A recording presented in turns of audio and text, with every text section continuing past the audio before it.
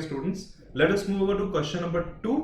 और question number 2 ये again हमारी एचएससी की टेक्स्ट बुक से। If you don't have this question please note it down. Doctor Abhinav Bharat started practice of medical practitioner on 1st April 2019.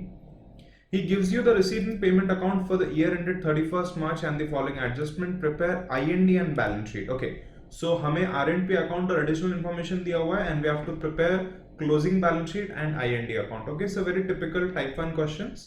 नीचे उन्होंने doctor Abhinav Bharat receipts and payments account दिया है. Before I start reading, I would want to take this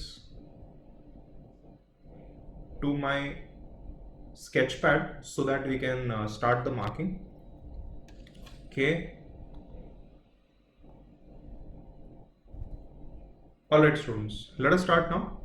So, after you have noted on this question, I want you all to do the following marking with me. So, everyone, the first thing is कि receipt and payment account में जो debit side होती है वो receipts होती है, ये cash incoming और यहाँ पे cash outgoing. To cash introduced, this will go to balance sheet liability. This is capital. Okay, fresh capital fund. To visit fees, this is my income. To receipts from dispensary, this is my income. See, dispensary मतलब कि patients हमारे पास आते हैं इलाज करने के लिए, and visit फी मतलब हम उनके घर पे या तो फिर हॉस्पिटल में उनको विजिट करने जाते हैं. To sundry receipts, miscellaneous receipts, ये अगेन हो गया मेरा income. Now by furniture, this is your asset. Buy equipment, this is your asset. Buy drugs, this is your asset. Oh wait, drugs मतलब कि क्या एवरीवन? Pharmaceutical medicine. तो जो medicine होती है उसका स्टॉक भी हो सकता है. देखो अमाउंट इज ह्यूज, 7000. देखो जब मेरी डिस्पेंसरी या मेरी क्लिनिक होती है तो ऐसा नहीं होता कि भाई मैं जितनी भी ड्रग्स लेके आऊंगा वो सब एग्जैक्टली सेल हो जाएगी या मैं उसको इशू कर पाऊंगा मेरे पेशेंट्स को. कुछ स्टॉक में पड़ा रहता है एंड जनरली उतना स्टॉक मेंटेन करके रखना पड़ता है इन केस ऑफ इमरजेंसी. रात को 12 बजे पेशेंट ने फोन किया कि यार मुझे बहुत पेन हो रहा है, कुछ एक्सीडेंट हो गया है मेरा, उसको डिस्पेंसरी में लेके जाके उसको टाके लगा के उसको सूतरिंग स्टिचिंग करके आप उसको पेन किलर्स दोगे कि नहीं, पैरासिटामोल दोगे कि नहीं? तो वो टाइम पे आपके पास स्टॉक होना चाहिए ना एवरीवन. तो इसी के लिए काफी सारा स्टॉक रखोगे तो जो स्टॉक ऑफ ड्रग्स होगा उसका जो भी एडजस्टमेंट आएगा हम उसको उसके साथ डील करेंगे. By salaries, this is my expenditure. तो मैं क्या करता हूं एवरीवन, ये जो ड्रग्स है इसको भी एक्सपेंडिचर में डाल के रखता हूं और जैसा इंफॉर्मेशन दिया होगा वैसे हम स्टॉक ऑफ ड्रग्स में डाल देंगे. बाय सैलरीज ये है आपका expenditure. By rent, this is your E expenditure. By conveyance, E expenditure. By stationery, E expenditure. By electrical charges, E expenditure. By journals मतलब कि magazines and periodicals, E expenditure. By drawings, less from capital fund. Okay, and closing balance, a asset. Now receipts in arrears are visit fees 2000 and dispensary fees 500. तो everyone ये है receipts in arrear मतलब कि income receivable मतलब कि outstanding income. Outstanding income के दो effects होते हैं, मुझे बताना. सबसे पहला इफेक्ट क्या होगा? एड टू इनकम मतलब इनकम मैंने अर्न किया, लोगों ने पे नहीं किया, so add to income. And everyone दूसरा इफेक्ट क्या होता है? Balance sheet asset side, this is your debtor, money is receivable. और अब मैं क्या करूंगा आपके लिए सब एडजस्टमेंट्स जरा एक चार्ट के ऊपर नोट डाउन करूंगा. Students, purchase A3 chart. Okay, तो बड़ा सा चार्ट होता है ये, it is twice the size of your exercise notebook. अगर A3 चार्ट नहीं है घर पे आपके तो please stare two middle pages और एक चार्ट बनाओ. एंड नाउ टेल मी क्या आइटम था. यहां पे मैं लिख रहा हूं outstanding income into bracket. Tell me outstanding income मतलब कि क्या? Income receivable. ओके, तो आउटस्टैंडिंग इनकम या इनकम रिसीवेबल का क्या जर्नल एंट्री होता है पहले समझ के ले लेंगे. The journal entry is CCD dual debtors debit. Debtors debit. So everyone यहां पे outstanding income account debit income. This is absolutely okay. तो ये जर्नल एंट्री है और यहां पे मैं आपको जरा ठीक से एक मार्किंग करके दे देता हूं. याद रखना that outstanding income is nothing but debtor account. Outstanding income में कौन सा अकाउंट है? debtor, debit. Is this okay? याद रखना outstanding income is your debtor. So tell me, what is effect number 1? What is the debit effect? Balance sheet, asset side. तो ये हो गया डेबिट इफेक्ट आपका. And what is the credit effect? I and E account credit, मतलब कि into bracket this is income. देख रहे हो मैं क्या कर रहा हूं? तो एवरीवन, इसको कहते हैं मेहनत रेनी डे के लिए, ताकि आगे जाके हमें कभी डिफिकल्टी ना हो. आगे जाके आप इसको बार बार रिवाइज कर सको before your test, before your exams, and you can get full marks. तो ये आपको साथ साथ में ड्रॉ करके ले लेना है. ऑलराइट, तो सबको ध्यान से दिख रहा है, ठीक से दिख रहा है. आउटस्टैंडिंग इनकम के वहां पे मैंने लिख दिया दिस इज डेटर अकाउंट. चलो everyone, I am moving back to my question. Outstanding expenses. Outstanding मतलब कि क्या? Expense receivable. Tell me, outstanding expenses का फर्स्ट इफेक्ट क्या होता है? Add expenses, add to expenses. और इफेक्ट नंबर 2 क्या होता है? Balance sheet, liability side. Okay, तो चलो आपके लिए यहां पे ये भी प्लॉट कर देता हूं. नेक्स्ट आइटम है आउटस्टैंडिंग एक्सपेंसेस. इसका ये मतलब हो गया आउटस्टैंडिंग एक्सपेंसेस का कि एक्सपेंसेस आर पेएबल. ठीक है, तो यू आर एन इडियट. आपने लाइबिलिटी इंकर कर दी है. सब मजाक में बोलता हूं एवरीवन, कोई इडियट नहीं होता. तो आपने लाइबिलिटी इंकर कर दिया, आपको पे करना है. और maybe you are very smart, you are not paying people their money. So tell me, what is the journal entry for outstanding expenses? Very easy. Expenses account debit. Expenses debit to liability. Liability is credit to outstanding expenses. Is this absolutely okay? ठीक है. I think this was very very easy. यहाँ पे आपको कुछ भी issue नहीं होगा.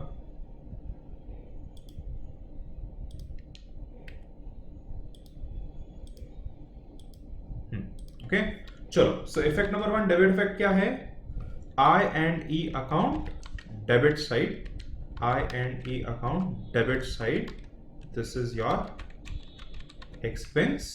और सेकेंड इफेक्ट है balance sheet, liability side, credit effect. Students, I hope कि आपको ये सब बहुत सिंपल लग रहा है. इसमें कुछ भी ना समझने वाला नहीं है. Okay, this is very very easy. और इसको आप बार बार रिवाइज करो, बार बार बहुत सारे क्वेश्चन सॉल्व करो. You are going to be golden. Okay, चलो next. Stock of drugs was ₹1000. तो एवरीवन, मैंने आपको बताया था ना कि ड्रग्स का स्टॉक होता है. तो टेल मी, क्या एडजस्टमेंट है इसका? Less from expense. और दूसरा इफेक्ट है balance sheet, asset side, stock of drugs. Is this fine everyone? क्योंकि हमने एक्सपेंस रिकॉर्ड कर दिया था ड्रग्स को, तो एक्सपेंस से कम कर देंगे. मैंने आपको पहले बोला था 7000 अमाउंट बहुत ज्यादा है, और उसमें से कुछ पार्ट एसेट है. देखो मैंने आपको ए लिख के भी दिया था. ओके, चलो. सो मैं फटाफट यहां पे लिख देता हूं. नेक्स्ट आइटम क्या है? Stock of drugs. तो tell me, stock of drugs का क्या जर्नल एंट्री है? हम एक्सपेंस को रिवर्स करेंगे और एसेट बुक कर रहे हैं. तो जर्नल एंट्री है stock of drugs account debit to drug expenses. समझ में आया? एक्सपेंस को आप रिवर्स कर रहे हो. So tell me, what are the two effects? Effect number 1, effect number 1 debit effect, balance sheet, asset side, stock of drugs. और effect number 2, less from expenses, I and D account. Is this okay everyone? No problem at all. चलो. Now your favorite adjustment, depreciate furniture 8% and equipment by 500. तो यहां पे हम क्या कर देंगे मुझे बताना. यहां पे हम सबसे पहले तो लेस फ्रॉम एसेट, एंड दूसरा effect I and E account debit side. Is this absolutely okay everyone? आपको लिख के दे दूं या साथ में एडजस्टमेंट? चलो, डेप्रिसिएशन लिख के दे देंगे. depreciation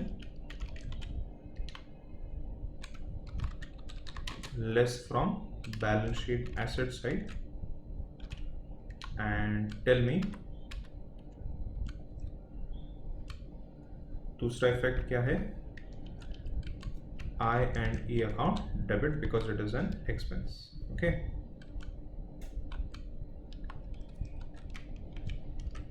and now tell me कि डेप्रिसिएशन की क्या जर्नल एंट्री होती है? दो होती है भाइयों बहनों.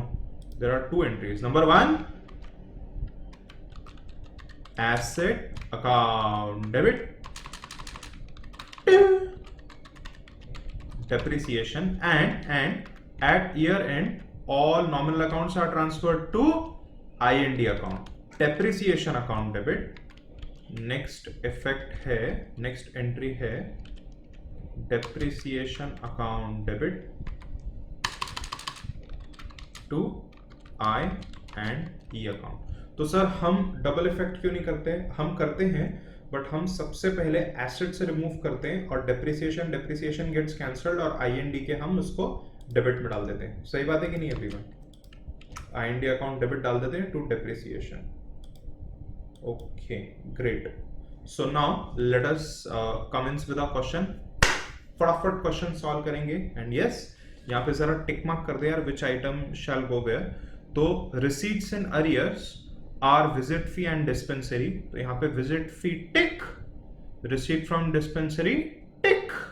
Next outstanding expenses are rent and salary. ठीक है, रेंट टिक है, सैलरी टिक है, स्टॉक ऑफ ड्रग्स ठीक है, ड्रग्स टिक है, depreciate furniture 8%, equipment 500.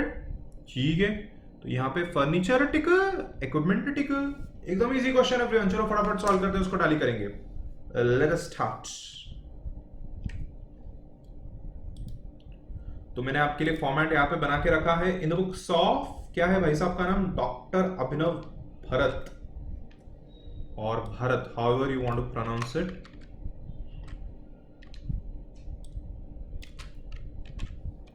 Okay, great respect to doctors everyone. हमारा इलाज करते हैं. जब पेंडेमिक्स होते हैं तो अपनी लाइफ को रिस्क में डाल के पेशेंट्स का इलाज करते हैं. Hats off to good doctors. Okay, तो ये रहा in the books of doctor Abhinav Bharat. फिर से आपको एक बार याद दिला दूं मैं. Students listen to me carefully.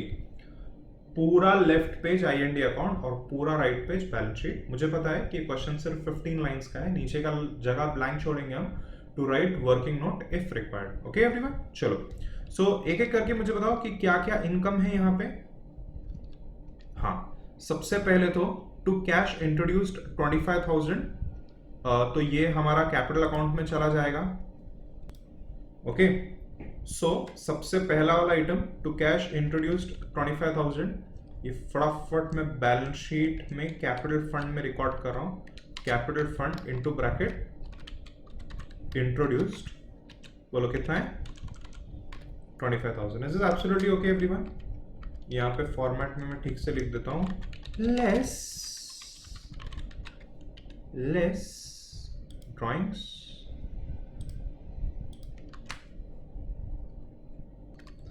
And अब आपको तो पता ही है हम क्या करने वाले हैं कि जैसे हम एक एक आइटम लिखेंगे हम उसको स्ट्राइक कर देंगे. ओके, क्योंकि एग्जाम में बहुत सारे आइटम्स होते हैं ना. There should not be an error. So capital introduced 25,000 मैंने स्ट्राइक ऑफ कर दिया. टू विजिट फी 10,000 मैंने स्ट्राइक ऑफ कर दिया. Income side by visit fees. लोगों को या तो घर पे या तो हम लोग हॉस्पिटल में विजिट करने जाते हैं तो विजिटिंग चार्जेस होते हैं. तो यहाँ पे कुछ आउटस्टैंडिंग आइटम है, इसके लिए मैं एक लाइन ब्लैंक छोड़ दूंगा. And the amount was 25,000. Then students tell me next fees क्या थी? Receipts from dispensary 30,000. वो यहाँ पे मैंने लिख दिया by receipts from dispensary. Okay, dispensary. All right, so this amount was 10,000. Am I right with this? 30,000. Okay, 30,000 यहाँ लिख दिया. चलो, to sundry receipts 5,000. sundry receipts में कुछ भी एडजस्टमेंट नहीं है, तो यहाँ पे by sundry receipts this was 5,000 auto column. Okay, 25,000, 30,000, 5,000 एक बार चेक कर रहा हूँ. 10,000, 30,000, 5,000. अरे मैंने यहाँ पे गलती से 25 लिख दिया, यहाँ पे मैंने 10 कर दिया. सही बात है कि नहीं? तो एवरीवन टेल मी क्या क्या आइटम मैंने लिखे. By visiting fees 10,000. ओके, नीचे मैंने एक लाइन ब्लैंक छोड़ दिया है. This is for outstanding fees. By receipts from dispensary, देखो मैंने यहाँ पे पूरा लिखा है डिस्पेंसरी एवरीवन, ओके, वो छुप रहा है मेरे अमाउंट रुपीज से, आपको पूरा ठीक से लिखना है। So receipts from dispensary 30,000, one line blank because outstanding है, and sundry receipts outer column 5,000। और देखो मैंने तीनों आइटम्स यहाँ पे काट दिए, एकदम ठीक है ना everyone, done, no problem at all. अब let us divert our attention to payment side. Receipt side मेरा हो गया, मैंने उसको स्ट्राइक आउट कर दिया। बाय फर्नीचर 8,000, बाय इक्विपमेंट 10,000, दोनों पे डेप्रिसिएशन है, ओके। सो फर्नीचर 8,000 यहाँ पे लिखा ही हुआ है, इसको जरा मैं फर्स्ट लाइन पे ले लेता हूँ।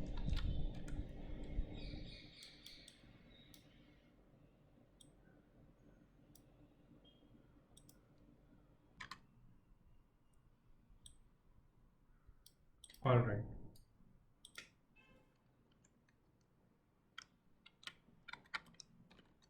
लेस डेप्रिसिएशन, जितना भी होगा जो भी होगा वो। एंड टेल मी स्टूडेंट्स कि नेक्स्ट एसेट क्या था क्वेश्चन के अंदर? इक्विपमेंट था EQUIP, ओके। टेल मी उसका अमाउंट कितना था? इट वाज 10,000, ठीक है। यहाँ तक सब लोग मेरे साथ हैं? सारे अमाउंट हमने ठीक से लिखे हैं। 2-3 बार मैं क्रॉस चेक कर रहा हूँ, कुछ मिस्टेक तो नहीं हो रहा मुझसे। By furniture 8,000, by equipment 10,000, by drugs 7,000। तो मैं यहाँ पे एक्सपेंडिचर साइड पे आ गया और सबसे टॉप वाला सैलरी के लिए छोड़ दूंगा। तो मैं यहाँ पे नीचे लिखता हूँ बाय ड्रग्स, बोलो इन अ कॉलम कितना? 7,000। कुछ तो एडजस्टमेंट है ना उसमें?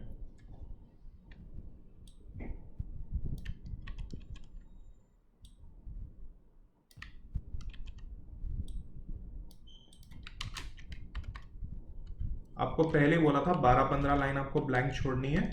मैं तो कंप्यूटर पे कितना भी एडजस्ट कर सकता हूँ। अब देखो एवरीवन, सैलरीज 12,000 एंड रेंट 6,000, दोनों में एडजस्टमेंट है।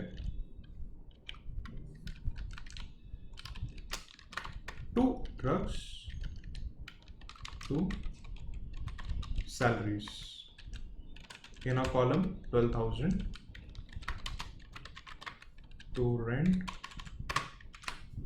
इन अ कॉलम 6,000, ठीक है, okay. By conveyance 4,000, by stationery 500, okay. To convince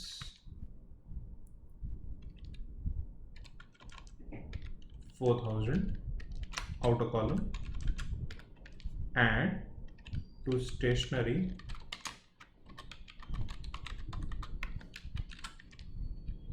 500। इसके बाद में क्या इलेक्ट्रिक चार्ज दिया हुआ है? To electric charges. Tell me everyone, कितने इलेक्ट्रिक चार्जेस यहाँ पे? 5,000, no adjustment, no nothing. Electric charges मैंने यहाँ से खर्च कर दिया है। By journals 500, so to journals 500। By drawings 15,000, तो मैंने यहाँ पे लिख दिया less drawings 15,000, okay.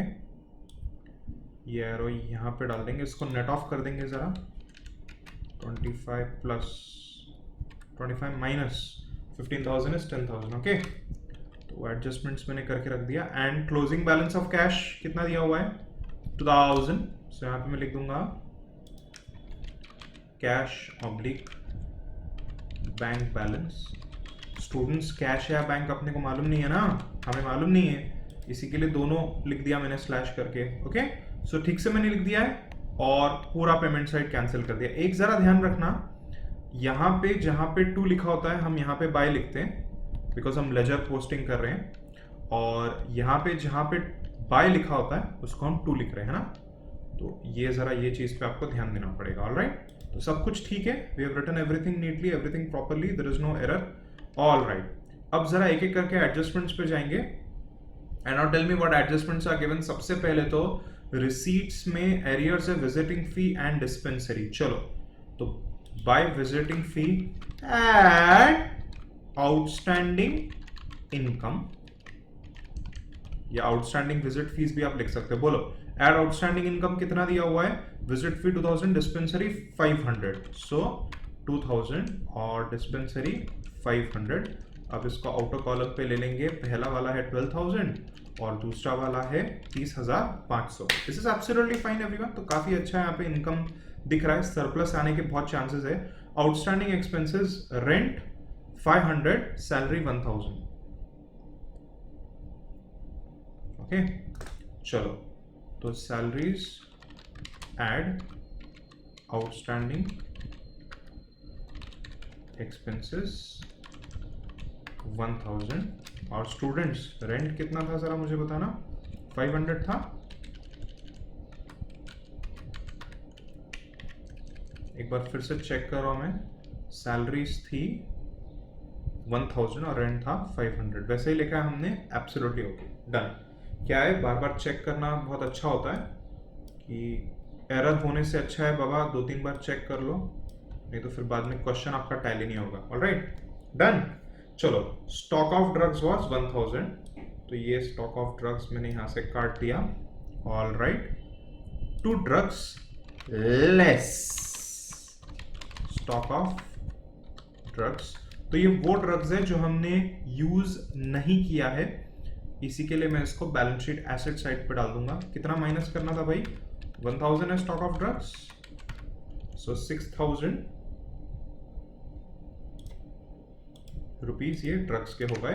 And now everyone, आप देख सकते हो यहाँ पे ये रहा आउटस्टैंडिंग इनकम, ये यहाँ का आउटस्टैंडिंग इनकम, यहाँ के आउटस्टैंडिंग एक्सपेंसेस और यहाँ का स्टॉक, ये सब साथ रोक के बैलेंस शीट में चले जाना चाहिए। This is absolutely okay everyone. चलो एक एक करके यहाँ पे मैं पोस्टिंग करता हूँ। सबसे पहले तो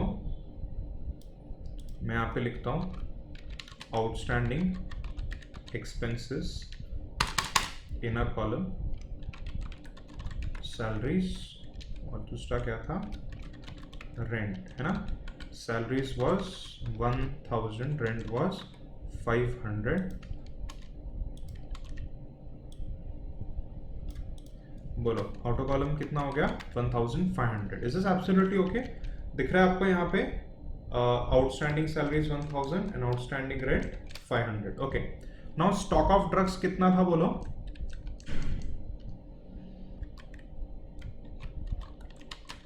स्टॉक ऑफ ड्रग्स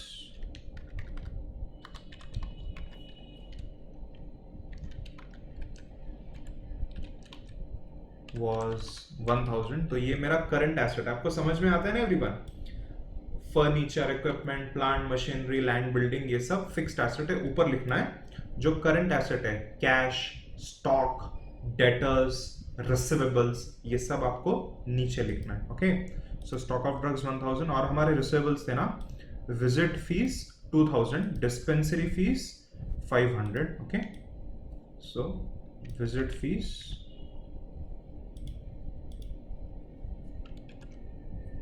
एंड और क्या था, dispensary receipts,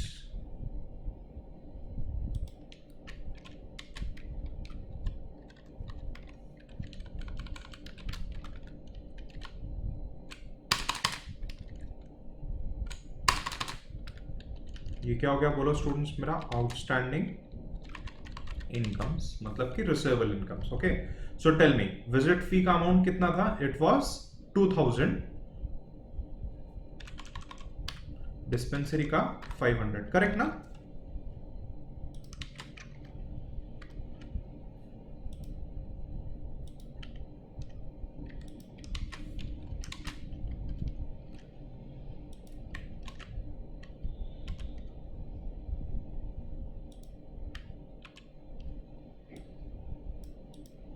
and tell me students outer column पे कितना हो गया, 2500। Is this absolutely okay? तो मैंने ये सारी पोस्टिंग कर दी, एक डेप्रिसिएशन का ही लास्ट एडजस्टमेंट बचा हुआ है। And let us see now, depreciate furniture at 8% and equipment by 500।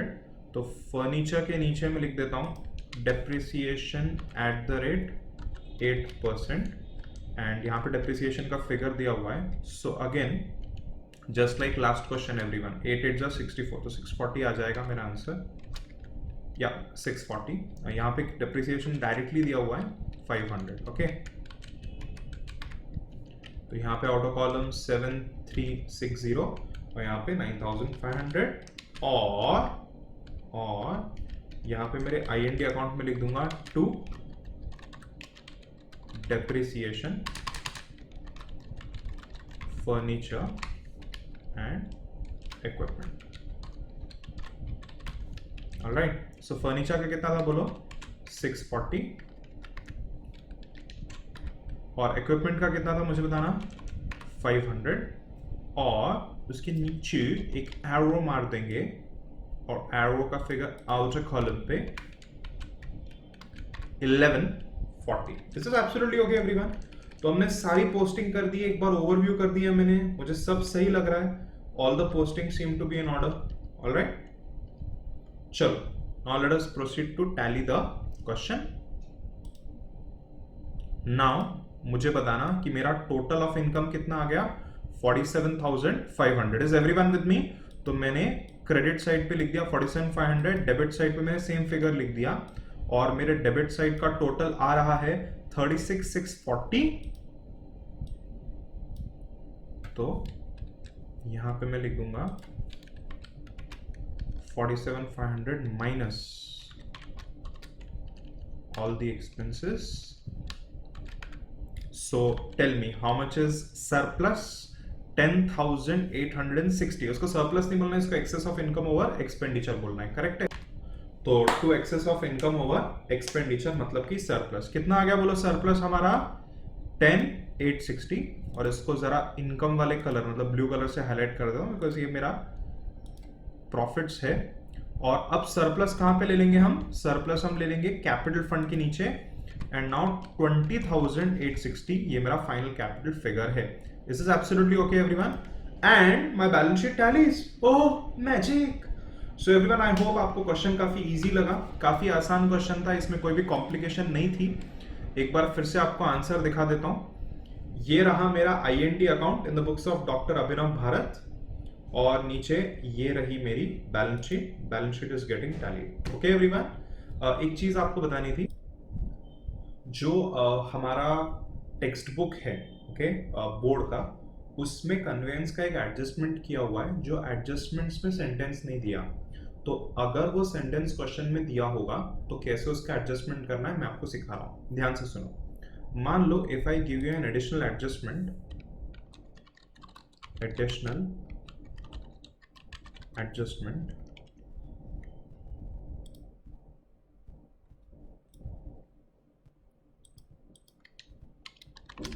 40% of conveyance expenditure is for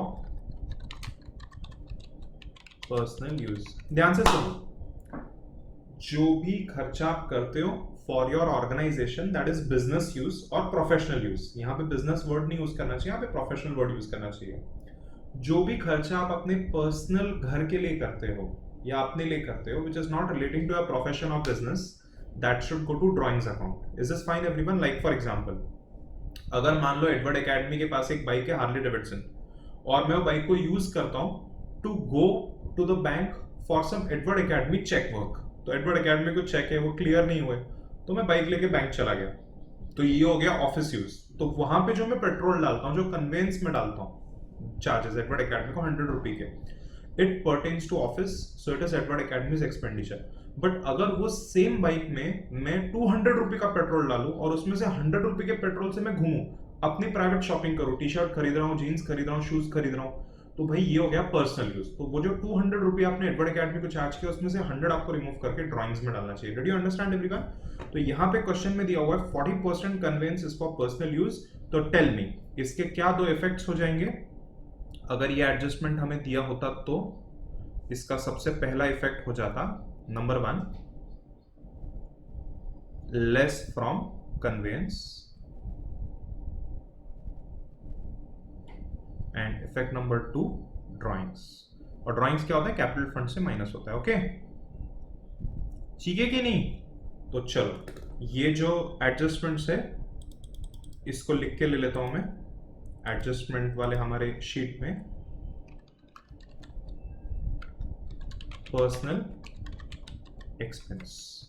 तो पर्सनल एक्सपेंस कहां पे गलती से इंक्लूड हो गया मुझे बता देना। It has been wrongly included in my income and expenditure account expenses side. Is this absolutely okay? तो यहाँ पे लिख दिया personal expense. Tell me what is the journal entry for personal expense wrongly included in expenses? Drawings account debit, CCDD rule, drawings debit, drawings debit to expenses. मैं expenses को reverse कर रहा हूं, ठीक है ना? सो टेल मी सबसे डेबिट इफेक्ट क्या है सबसे पहले तो?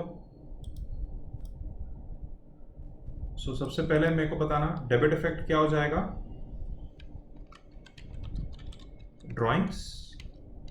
ड्राइंग्स रिकॉर्ड कर दो, मतलब कि into bracket less from capital fund. Is this fine everyone? तो ये हो गया आपका पहला इफेक्ट। और दूसरा इफेक्ट आपका हो जाएगा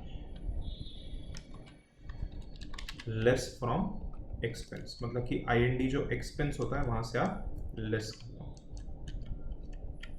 ठीक है ना everyone? No problem at all. चलो इसको इफेक्ट करें। अभी क्वेश्चन आपको 2 बार सॉल्व करना है। Look at me. एक बार हमने ऑलरेडी कर दिया with the data given.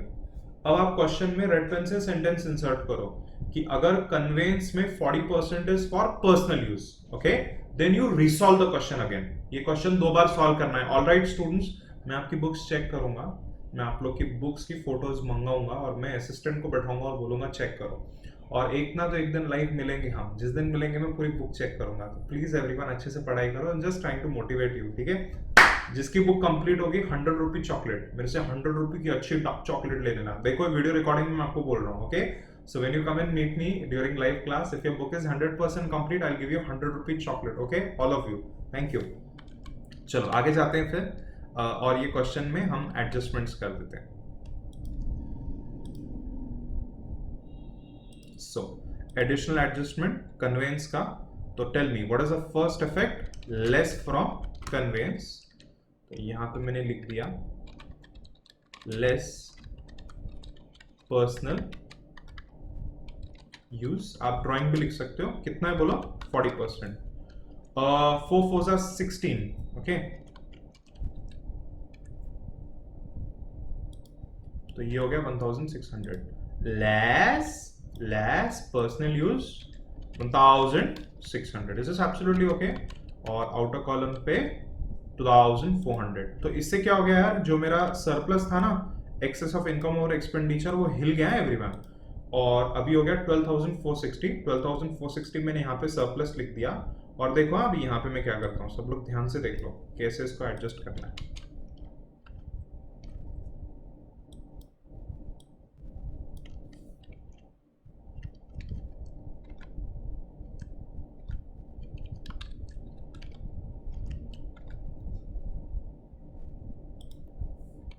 Okay, हमने पहले ड्राइंग्स किया था, मुझे बताना हमने कितना ड्राइंग्स माइनस किया था? 15,000। तो 15,000 ड्राइंग्स माइनस करके मेरा कैपिटल आ गया था 10,000। अब यहां पे मैं लिखूंगा लेस फर्दर ड्राइंग्स या less additional drawings. So tell me additional drawings कितना हो गया? 1600। सही बात बोल रहा हूं कि नहीं everyone? And now tell me मेरा नेट कैपिटल कितना आ गया? 8,400 एट surplus